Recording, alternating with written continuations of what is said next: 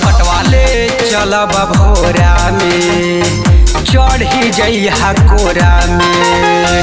ले चलब भोरा में, चढ़ी जइहा कोरा में। देह नाही तोहरे सिहराई, दे दिहा चुम्मा एगो जाने हो। क देहब सब हम कटाई, दे दिहा चुम्मा एगो जाने हो। क देहब सब हम कटाई। बुझा तारू ना? अरे बुझा तनी।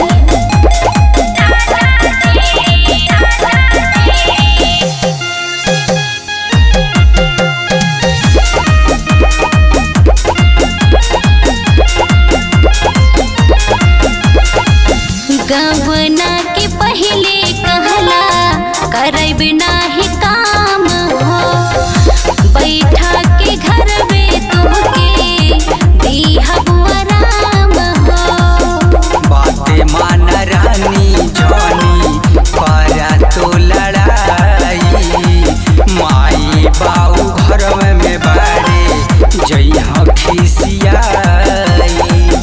काहे गइले बाड़ा पगलाई, केहू हम काटबो नाही राजा जी। देह हमर जाई सांवराई, गेहूं हम काटबो नाही राजा जी। देह हमर जाई सांवराई। दे दिहा चुम्मा एगो जाने हो। क देहब सब हम कटाई, दे दिहा चुम्मा एगो जाने हो।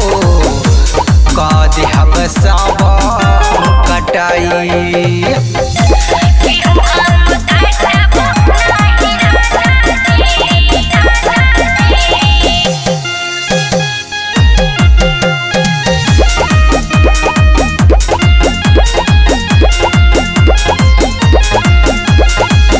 राम जन्म निराला जनी करी परेशान हो। चैत के महीना हवा में उठिला तूफान हो।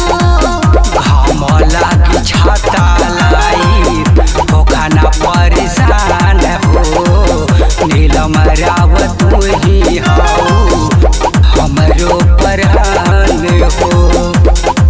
जहते हमके राजा ऐसे फुसला हई, केहू हम काटबो नाही राजा जी।